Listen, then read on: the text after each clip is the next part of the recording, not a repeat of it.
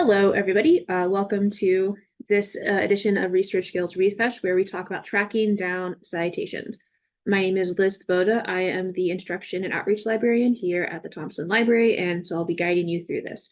Again, if you have any questions, please put them in chat and I will monitor those, but we'll probably answer them at the end of the session. Okay. So today's session, we're going to start with how to actually read a citation, what kind of the different parts are that you're looking at. And then we're going to talk about kind of the connections that happen within those citations and how to find them through DOIs, title author searching, possibly drilling down and looking in a periodical for a specific article, and then finally leaving you some tools to help. Okay.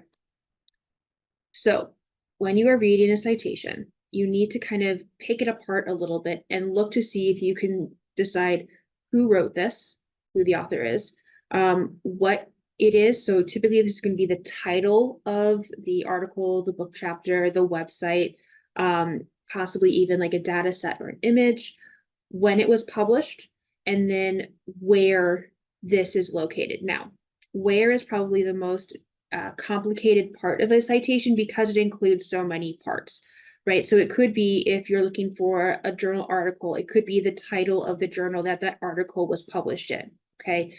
It will also include things like the web address or maybe a DOI. If you are looking at, a newspaper, it's going to include that.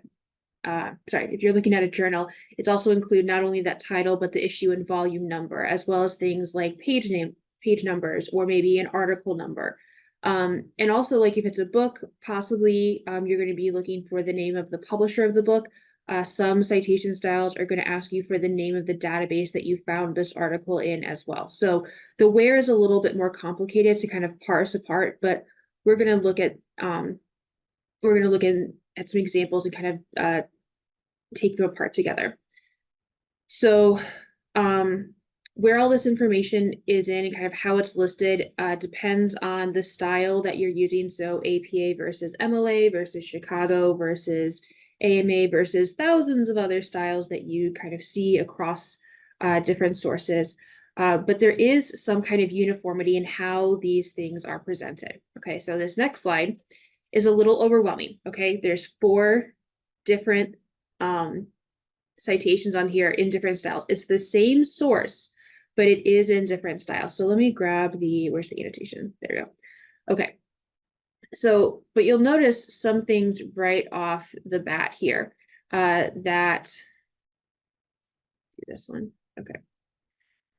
That the authors all kind of come at the very beginning, right? Most citation styles have the author as the first thing that you would see listed.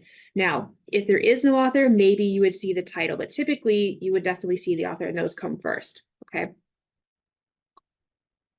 All right, then maybe you need to find the title. So the title often kind of comes either directly after, or with APA, you're going to see it. Actually, I'll say it. Undo this really quick. So the meta-analytic review is the title that you're seeing. Most of the times it is not going to be, especially if it's like just an article title or a book or a chapter title, you're not going to see it in italics if your style is using italics.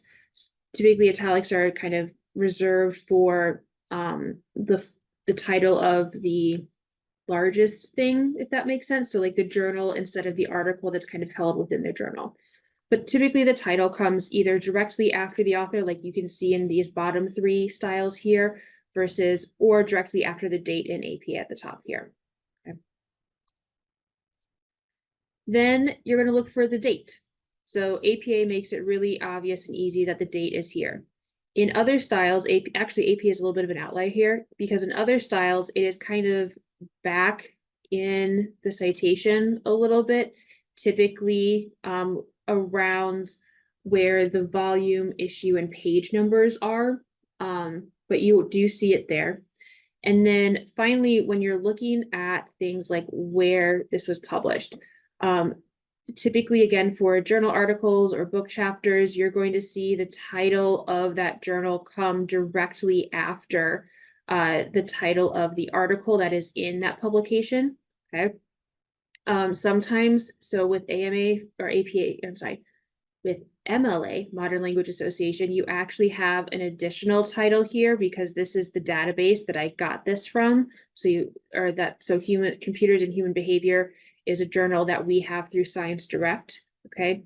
Additionally, you will need things like the volume number, if there's an issue number there, page numbers, and like a DOI or a web address. So again, depending on your style, it may be a little bit broken up, but a lot of the time they will all kind of be around together. And basically it's just like whether or not the date is kind of breaking up the location of this item. Okay.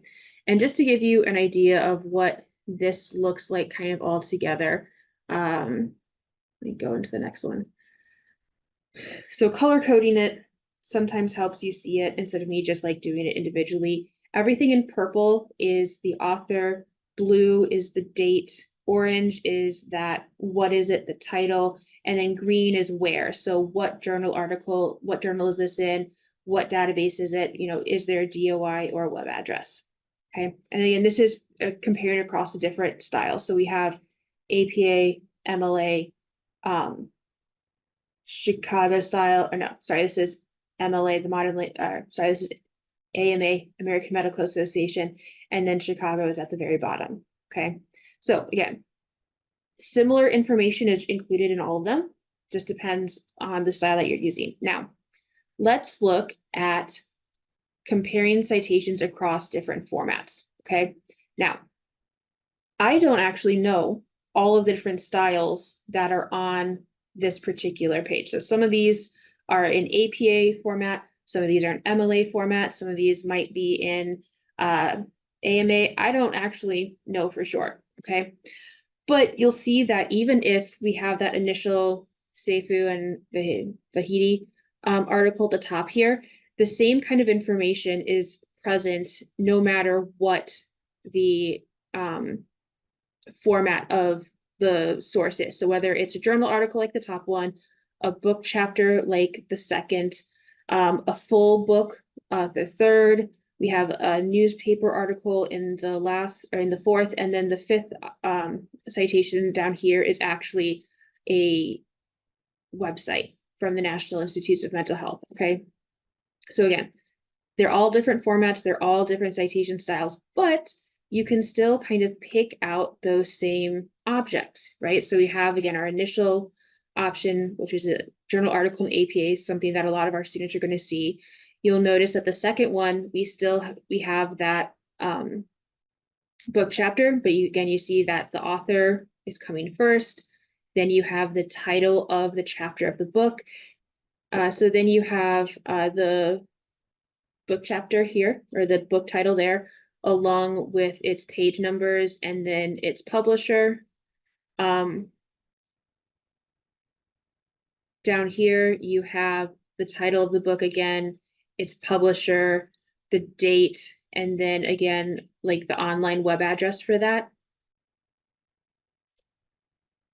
Down at the bottom, you know, author, title of the article. You have the location as both New York Times as the paper, the database and link of where this was published, so that where we got access to it through the library. And then again, you've got the date here.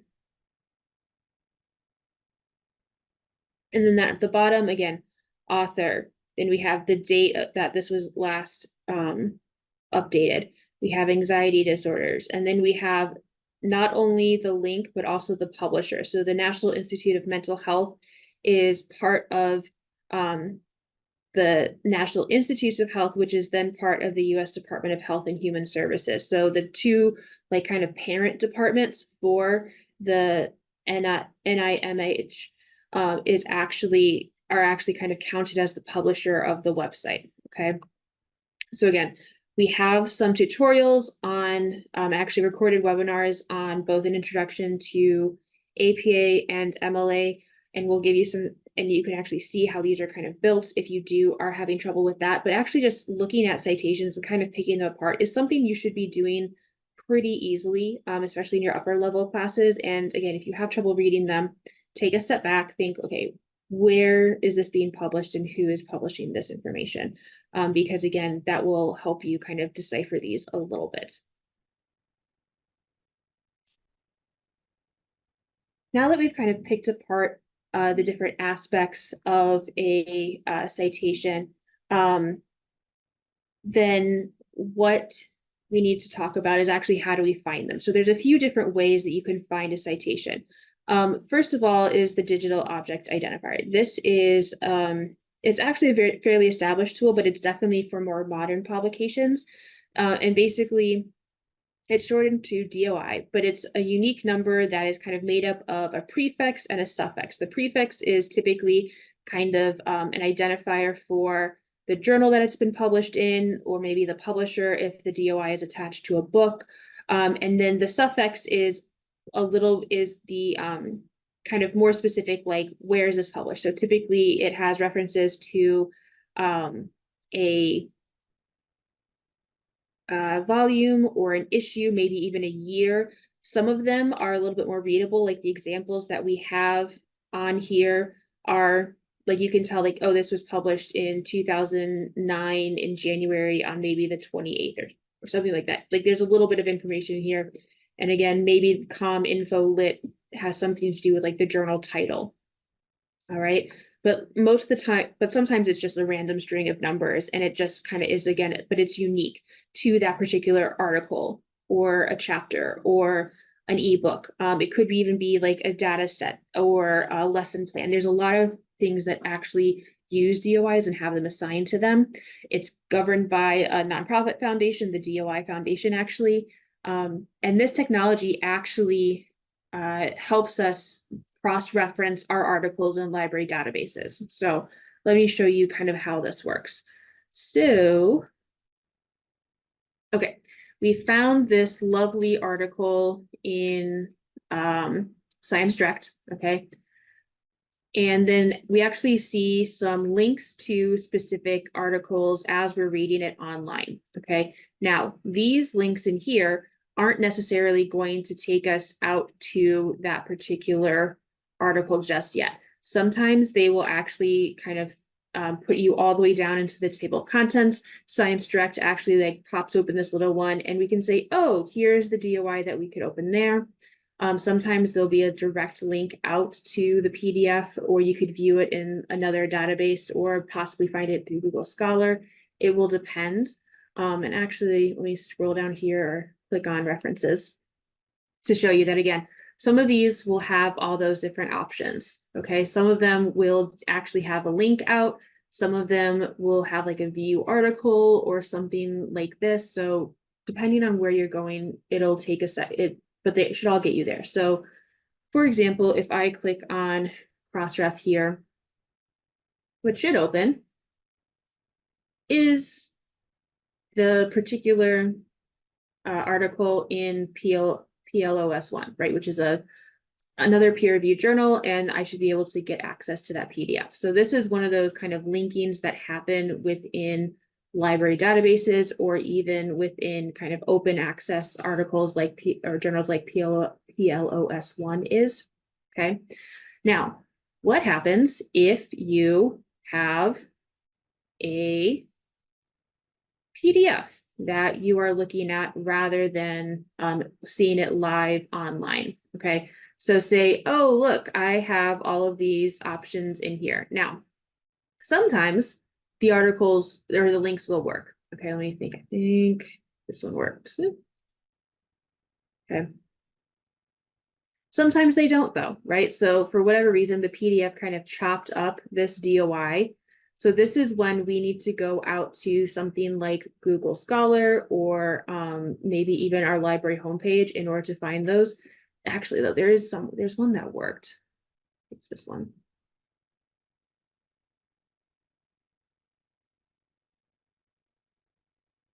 Yeah, and see this one popped out and like took you to the database which is called Project Muse, which we don't actually have access to, right? There's a link here saying buy this. So again, the links that are like embedded in PDFs may or may not kind of work depending on where you're going. So again, having that DOI copy and pasting and looking for it in Google Scholar or at the homepage should work. So for example, let me copy and paste a DOI into Google Scholar and it should come up. Okay, it should come up right away because and there should only be one because it is a unique identifier. Now, sometimes there will be multiple ones, but again, you should be able to kind of check to see against the article and against the or the article titles and authors to make sure that it is the correct one. But like most technology, it's not perfect.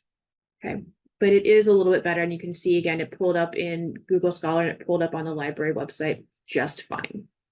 Okay.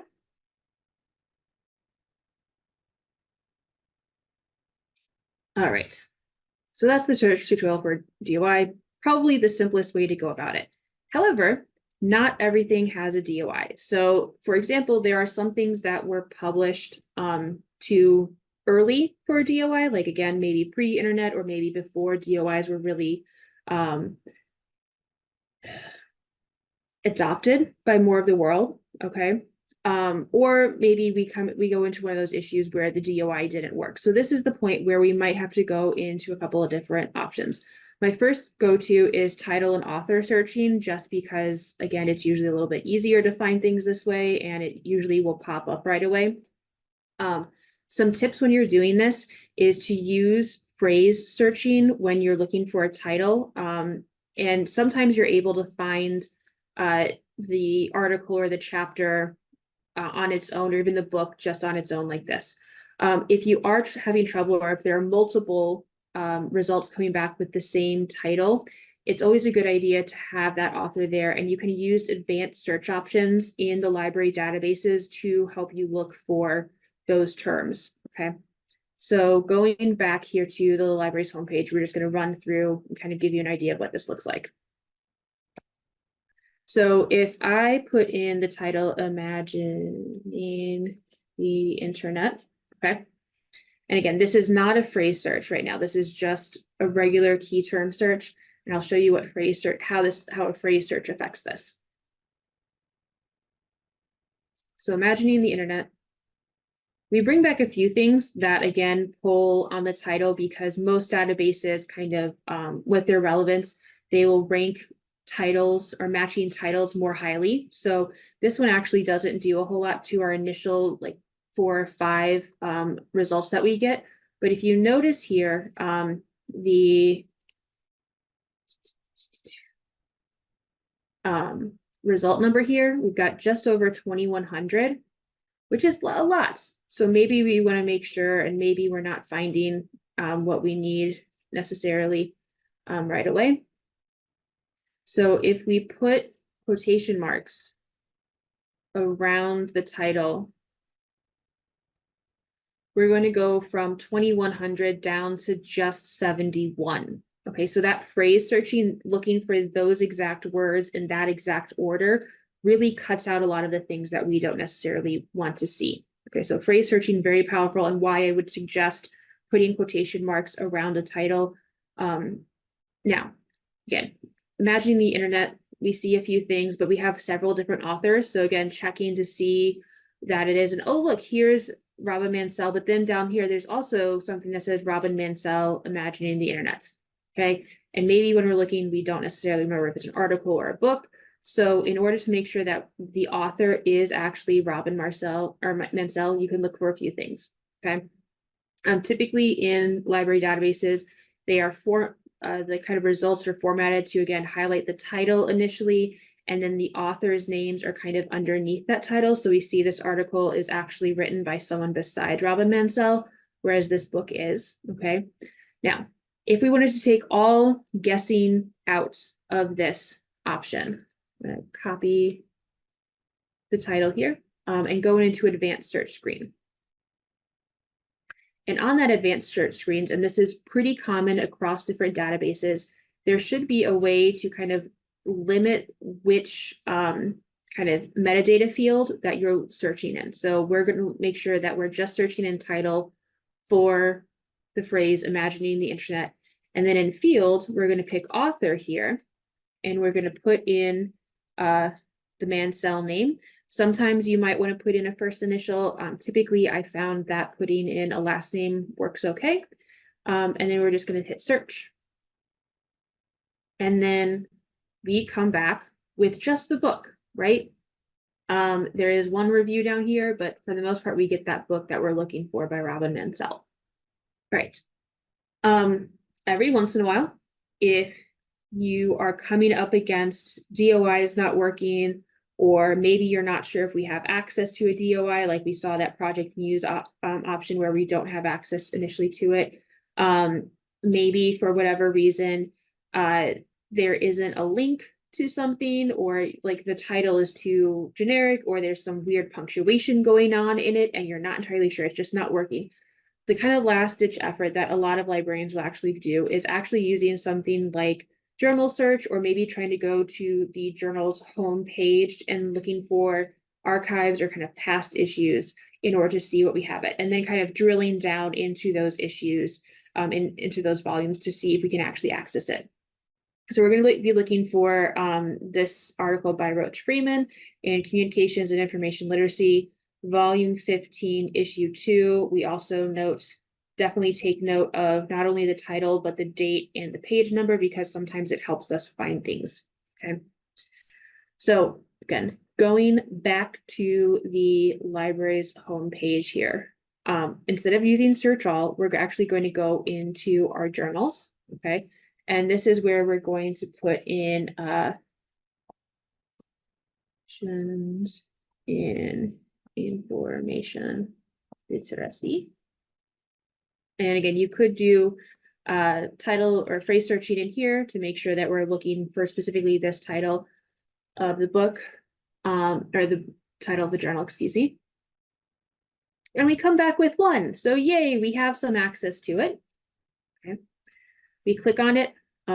Journal search does allow you to search within a journal. So maybe this is where we're going to pop in that title, or maybe the author's name. We could also actually go into one of our databases here. And I'm just going to pick on EBSCOhost and actually look for this article. So when it comes to a publication page, usually it'll look something like this. And then we need to remember typically the year that it was published in, which let me just double check here. 2021. Okay. We're going to click on 2021, and I remember that it was volume 15, issue 2. And you'll notice on volumes in journal articles, they typically keep counting. So anything that was published in 2020 is volume 14. Anything that is published in 22 is volume 15. Anything that's in 2022 is volume 16, right? So we're going to go back to 2021 because we're, again, going into volume 15, issue 2. If we click on that, we get kind of a table of contents look at it. So there are 6 articles that were published in this issue. And we see that number 2, Beam Me Up, Teaching Rhetorical Methods for Source Use and Synthesis by Roach Freeman is here. And there's the PDF. Okay. So it takes a little bit more effort to do this, which is, again, why it's kind of our last ditch effort when all the other things have kind of failed, but it is doable.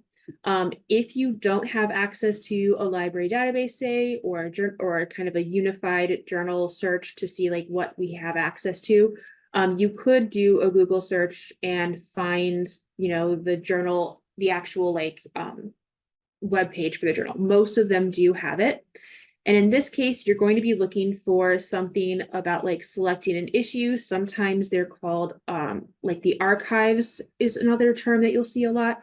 You'll see like the current issue is typically up at the top. And then once you go in, you can again limit to volume 15, issue 2, hit browse.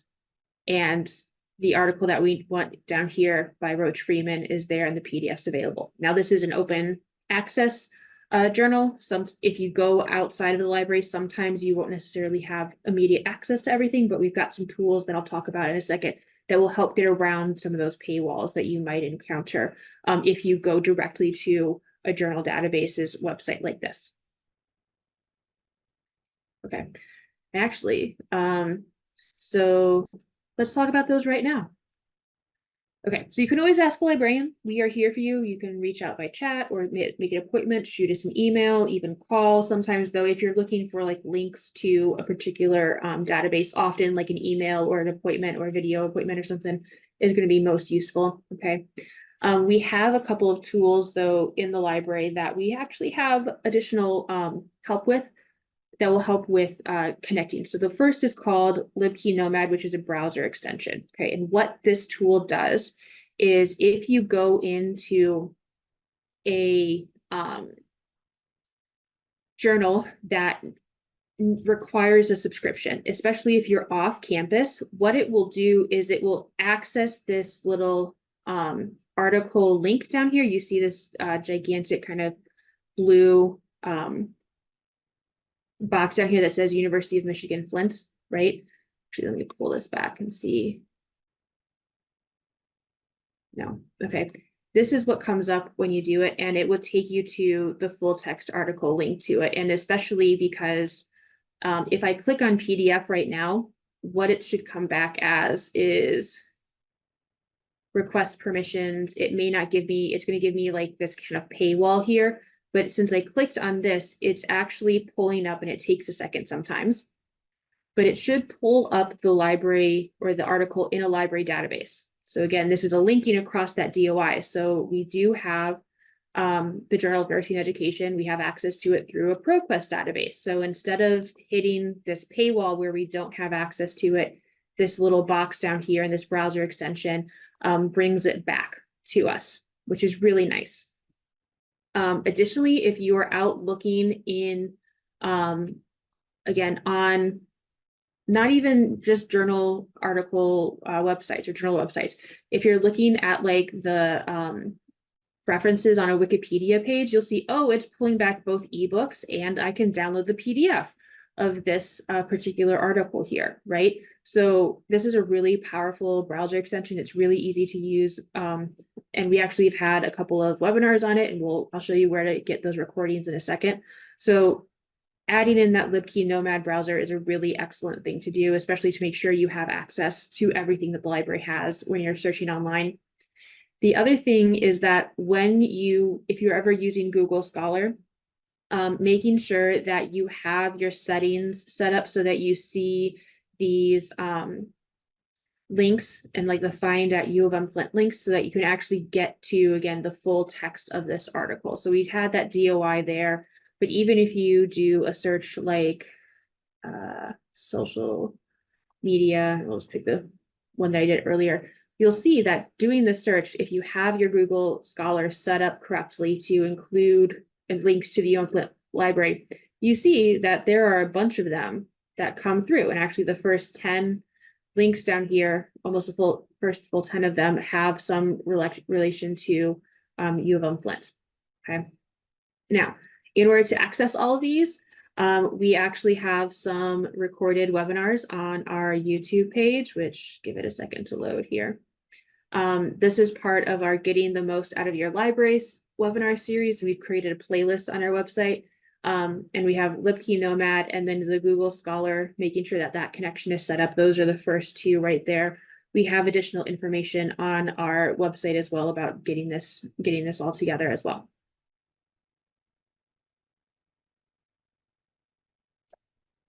All right. Now, if you've attended these lovely Research Skills Refresh webinars before, you'll know that I always encourage you to stay organized. So as you are finding things, having good persistent links back to them is always a good idea. Creating a research log where you can kind of keep track of these different objects is always, and like putting the links in their own fields is a good idea so that you have it. We have a couple of research logs that are embedded on our research process guide, which is on our homepage under research process guide. It's under research help here.